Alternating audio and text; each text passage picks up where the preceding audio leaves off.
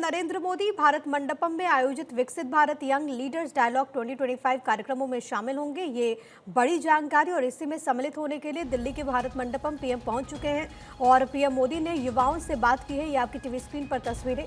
विकसित Bharat young leaders dialogue में वो दरअसल शामिल होने वाले हैं। पहले जो प्रदर्शनी लगी है यहाँ पर मौजूद युवाओं से उन्होंने बातचीत की, उनके प्रोजेक्ट मॉडल भी उन्होंने देखे। कार्यक्रम क्योंकि 11 जनवरी से शुरू हुआ है और आज इसका दूसरा दिन है। इसमें देश भर से 3000 युवा शामिल हैं। पीएम आज इस कार्यक्रम को संबोधित भी करेंगे। इससे पहले आपको याद होगा कि पीएम की तरफ से बीते रोज एक पोस्ट भी किया गया था जिसमें उन्होंने लिखा था कि आज का दिन बहुत खास है क्योंकि स्वामी विवेकानंद की जयंती है और इस मौके पर पीएम अपने युवा मित्रों के साथ विकसित भारत युवा नेता संवाद 2025 में अपनी बातों को वो रखेंगे। और ऐसे में देखना बहुत ज़्यादा महत्वपूर्ण है कि पीएम क्या कुछ कहते हैं, क्योंकि जब हम विकसित भारत 2047 की बात करते हैं तो इसमें युवाओं की एक बहुत बड़ी भूमिका हो जाती है। 3000 युवाओं को चयनित किया गया है और आज सीधा संवाद होगा। देश के प्रधान उन तमाम युवाओं से रूबरू होंगे।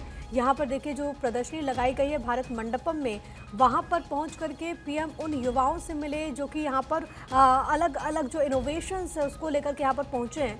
गौरव मेरे साथ, मेरे सहयोगी तमाम जानकारी के साथ इस वक्त कनेक्टेड हैं। गौरव, प्रधानमंत्री नरेंद्र मोदी पहुँच चुके हैं भारत मंडपम, ताज़ा अपडेट्स क्या कुछ?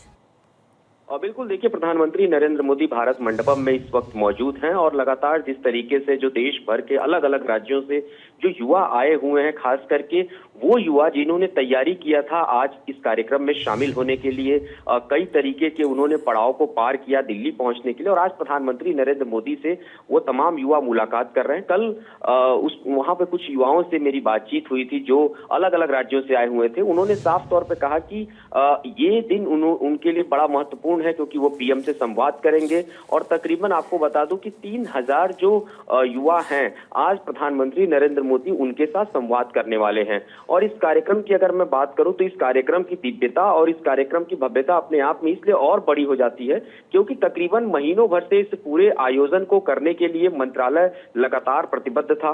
आपको बता दें, केंद्रीय खेल मंत्री मनसुख मंडाविया, केंद्रीय खेल रक्षा राज्य मंत्री रक्षा खड़से, ये तमाम जो लोग हैं वो इस पूरे आयोजन में शामिल हैं। और ये जो पूरे बच्चे हैं इसमें कई तरीके की स्पीच जो है वो बच्चों ने तैयार किया है।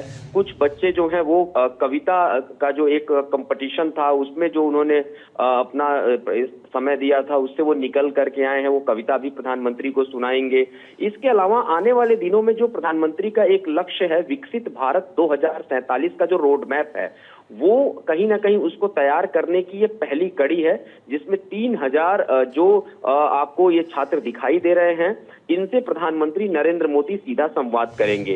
इसके अलावा आप देखिए कि जिस तरीके का ये पूरा आयोजन है, जब ये छात्र दिल्ली पहुंचे, राजधानी में आए, तो अलग अलग जो राज्यों के मुख्यमंत्री थे जहां जहां से ये बच्चे चले हैं उन मुख्यमंत्रियों ने इनको विदा किया, इनका स्वागत किया, इनका सत्कार किया। और उसके बाद जब दिल्ली आए तो कई मंत्रियों ने अपने यहाँ डिनर आयोजित किया। उस डिनर के कार्यक्रम में भी इन बच्चों को बुलाया गया। नए इनोवेशन कैसे करना है, कैसे तकनीक में भारत को विकसित बनाना है, ऐसे तमाम 3000 जो ऊर्जावान युवा हैं वो इस कार्यक्रम के अंदर मौजूद हैं। और लगातार जब प्रधानमंत्री नरेंद्र मोदी भारत मंडपम पहुंचे, इन युवाओं के साथ उन्होंने बातचीत किया और आप देखिए कि जिस तरीके से 1 लाख युवाओं ने विकसित भारत युवा संवाद में शिरकत करने के लिए, कंपटीशन में आने के लिए ट्रायल किया था, उसमें से 3000 लोगों को का चयन किया गया है। यानी कि आप देखिए जो इनकी संख्या, वैसे तो 30 लाख से ज्यादा युवाओं ने प्रतिभाग करने की कोशिश की थी, लेकिन पूरा जो आपको बता दूं कि इसमें कुछ जो अलग अलग भाषाओं पर भी बात करें तो 3 राउंड में का ये सिलेक्शन था, 12 भाषाओं की क्विज हुई थी।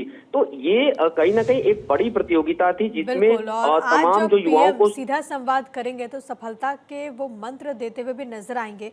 देखना बहुत दिलचस्प होगा कि पीएम क्या कुछ कहते हैं। फिलहाल के लिए बहुत शुक्रिया आपका गौरव, तमाम बातचीत और जानकारी हम तक पहुंचाने के लिए।